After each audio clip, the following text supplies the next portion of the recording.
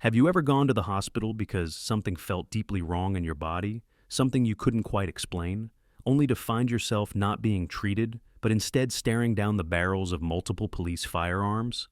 Scary, right? Well, that's exactly what happened to Frank. It started like any normal day. But within hours, he'd go from a concerned patient to a suspected public threat. After being locked inside a doctor's office for several minutes, Frank forced the door open, only to be greeted by officers with guns pointed straight at him. How did things escalate so wildly?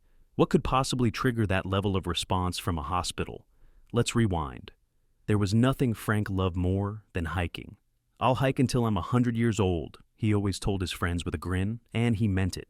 There wasn't a mountain too high, a trail too dangerous, or a climate too harsh to keep him away.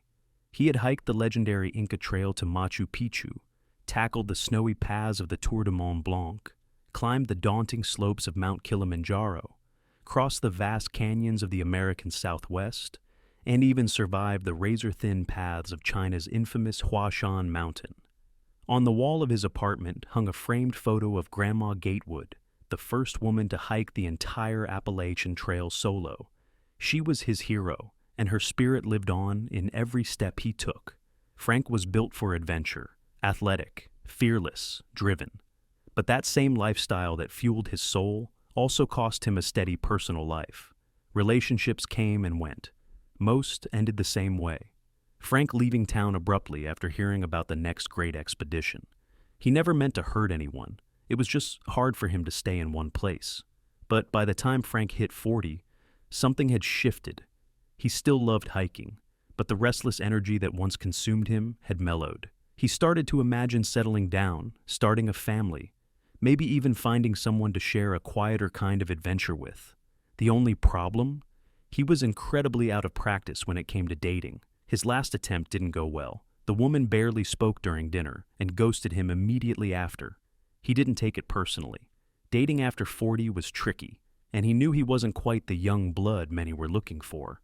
But then came Stephanie. They met online. She was witty, responsive, and easy to talk to. Their texting sessions lasted for hours, deep into the night, and again, first thing in the morning. Frank, who worked remotely, had the flexibility to keep up the conversation around the clock. The connection felt real. When they finally met in person, Frank was nervous, but he kept his hopes up. Unfortunately, Stephanie's energy in person didn't match their messages. She was polite, but distant. Something had shifted. Later, Frank realized he looked older than his profile photo. Stephanie had likely expected someone younger, and she had every right to want that. That night, Frank went to bed alone. He felt a little disappointed, but he was used to solitude. It didn't sting the way it used to. The next morning, everything changed. He woke up with an itch on his right thumb. At first, it seemed like nothing, a minor irritation.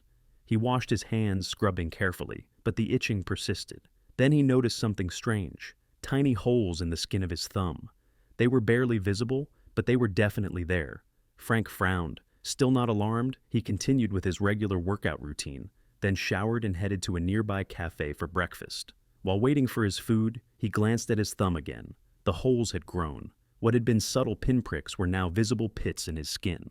Trying not to draw attention, he shoved his hand into his pocket and quickly finished his meal. Back home, Frank went straight to the bathroom and scrubbed again, harder this time. But the holes only seemed to get worse, as if cleaning them was making it spread.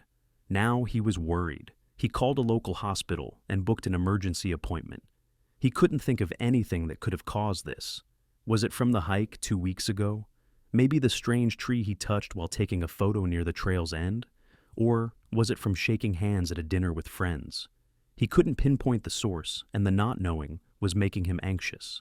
When he arrived at the hospital, the waiting room was crowded. The air reeked of antiseptic, Frank's least favorite smell in the world. He had always avoided hospitals, believing that his rigorous fitness routine kept him healthy and out of harm's way. But today, he had no choice. As he sat waiting, he could feel eyes on him. He looked up and saw people whispering. A mother pulled her child a little closer. A man switched seats.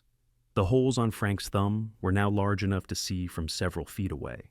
Then, one of the patients quietly approached the front desk and whispered something to the nurse while glancing back at Frank. Moments later, a nurse called his name. Despite the long queue ahead of him, Frank was brought in early. He assumed it was because of how visible the infection had become. At least, he wouldn't have to breathe the drug-scented air for too long. Inside the doctor's office, he was examined, questioned, and swabbed. The doctor looked perplexed. After running a few tests, he told Frank that the infection appeared to have been present longer than just a day, possibly for over a week. Frank was stunned. That would date it back to his last hiking trip. But how? The doctor stepped out to consult with a colleague. Frank waited and waited.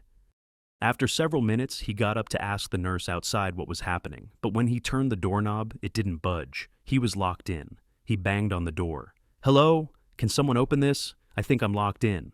No answer, only muffled sounds on the other side. He banged harder, panic rising. "Hello?" Still nothing.